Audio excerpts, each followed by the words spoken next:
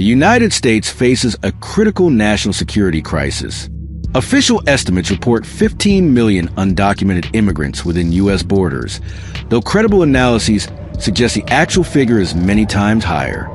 Among them are military-age men, potentially millions, including trained foreign operatives, cartel enforcers, and gang members poised to destabilize the nation.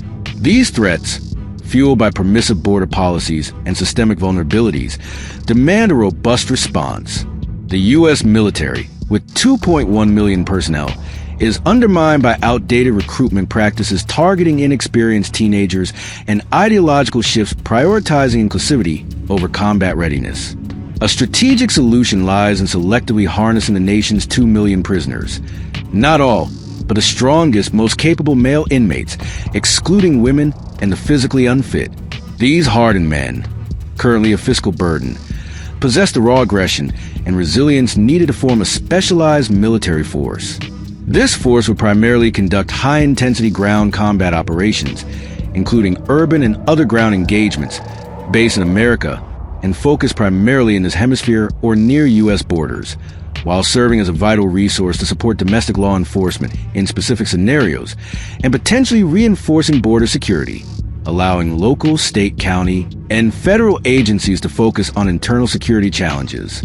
Strategic proposal: a combat-focused military pipeline. The U.S. prison population, totaling approximately 2 million, includes a significant cohort of male inmates suited for military service. Excluding women, 7% of prisoners, and the physically unfit, the target group comprises hundreds of thousands of tough, combat-ready men. According to the Bureau of Justice Statistics, 30% have committed violent offenses, and 60% have faced physical confrontations in correctional settings, honing survival instincts and physical prowess. With an average age of 39 and 93% male, these inmates contrast sharply with the military's current demographic: 43% under 25, 17% female, and often characterized by inexperience and entitlement.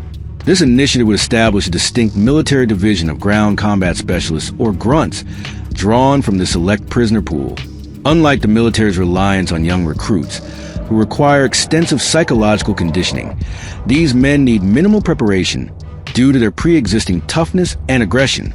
Their lives will revolve around a cycle of training, eating, sleeping, and mission execution, ensuring constant readiness for real combat situations. Training would be streamlined, drawing on historical precedents like Vietnam-era crash courses, where recruits were prepared en route to battle.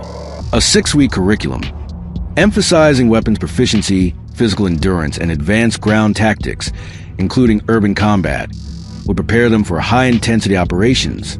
The Army's physical fitness test, 3-mile run, push-ups, pull-ups, would serve as a rigorous filter, with Federal Bureau of Prisons data indicating 70% of male inmates meet these standards, compared to only 50% of current recruits. Unlike today's recruits, who are often passed despite failures to meet quotas, prisoners would face a non-negotiable standard: pass or return to prison. Discipline would be enforced through a collective accountability model, akin to Roman legion practices. If one soldier deserts or commits a serious infraction, the entire platoon, 30 to 50 personnel, faces reincarceration, fostering mutual oversight. To prevent subversive cliques or gang-like behavior, personnel would be frequently rotated among units, ensuring interchangeability and mission focus. Incentives, such as sentence reductions or financial stipends, would be contingent on exemplary performance.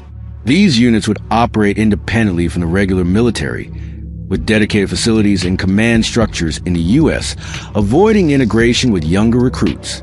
The primary mission of these units would be to conduct high-intensity ground combat operations, including urban and other ground engagements, based in America and focused primarily in this hemisphere or near U.S. borders, such as operations in Central America, the Caribbean, or along the U.S.-Mexico border.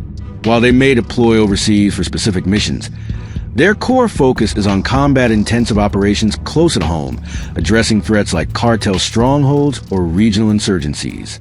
They would also serve as a critical resource for domestic scenarios, deploying to urban or rural hotspots when foreign operatives, gang insurgencies, or other threats require their combat expertise.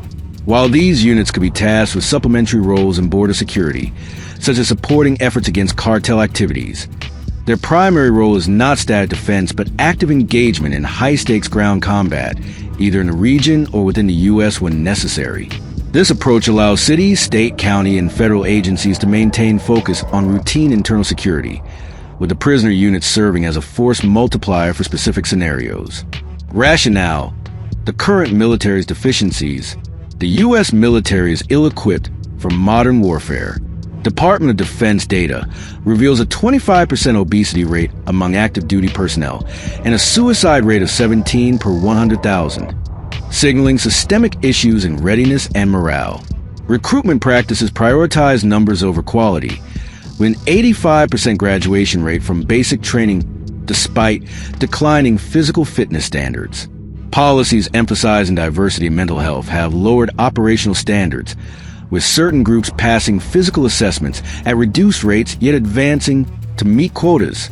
The military's reliance on 17 and 18-year-old recruits who require months to develop discipline and combat skills is inadequate against seasoned adversaries, foreign operatives and gang members already operating within or near U.S. borders. Selected prisoners, by contrast, bring raw aggression and survival instincts honed in correctional environments. Their training would focus solely on combat readiness for ground operations, omitting non-essential programs like cultural sensitivity or mental health workshops. Mental instability is not an automatic disqualifier. In certain high-risk combat scenarios, such traits may be strategically utilized under strict oversight to maximize effectiveness. Commanders, retrained to lead hardened, skeptical adults rather than impressionable youths, would enforce iron discipline.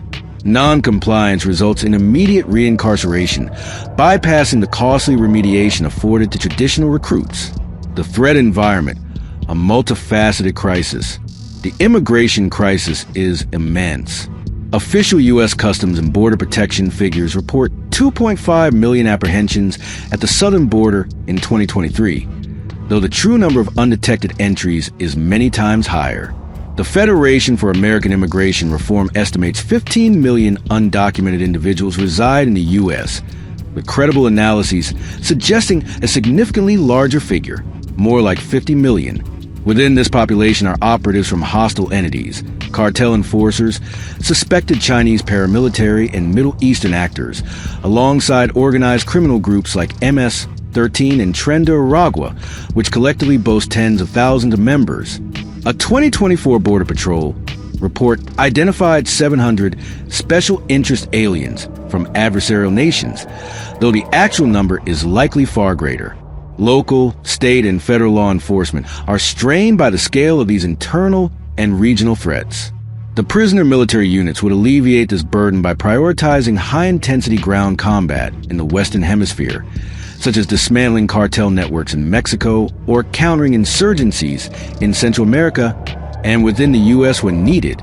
In domestic scenarios, such as coordinated attacks by foreign operatives or gang uprisings, these units could deploy to support agencies, using their urban combat expertise to address the threat. While they may occasionally reinforce border security efforts, their primary role is not static defense but active engagement in combat-intensive operations, ensuring they're either training or fighting. This approach optimizes resource allocation, allowing traditional security forces to maintain internal stability, while drawing on the prisoner unit's unique capabilities as needed. Historical context. A proven strategy, the use of incarcerated individuals in military roles, is well documented in American history.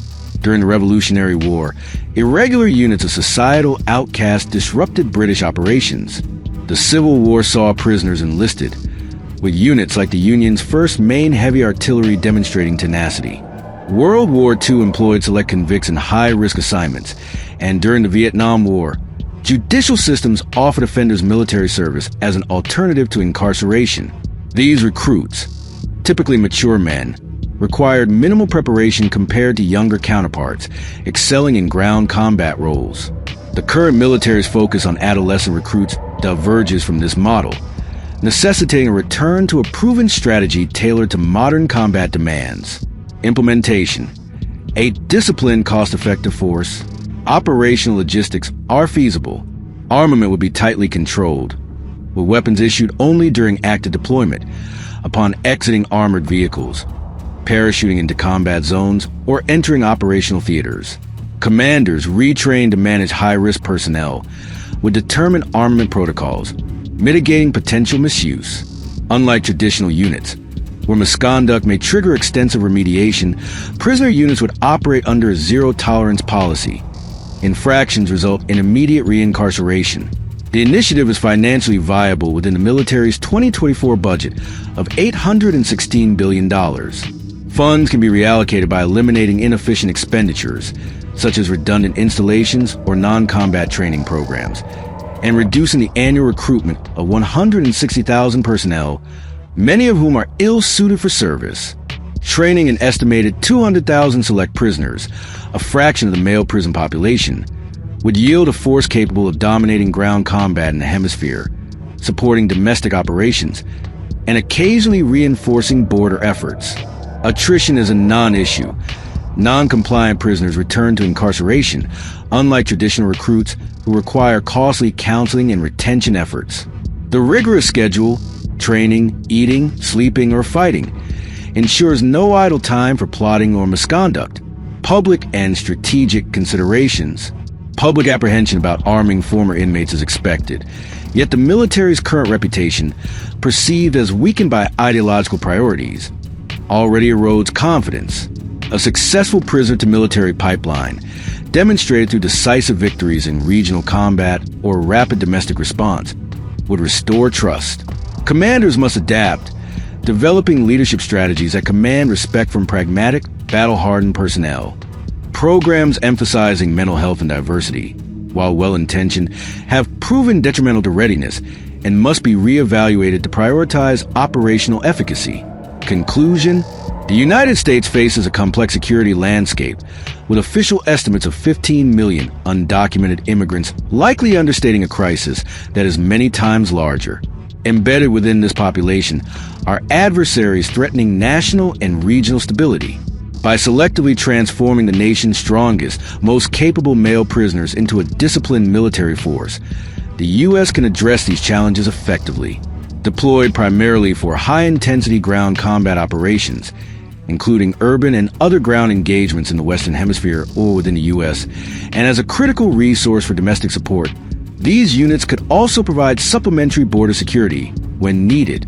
Rooted in historical precedent and optimized for modern exigencies, this initiative offers a pragmatic path to restore America's defense capabilities, replacing outdated recruitment models with a force of proven warriors trained for real combat.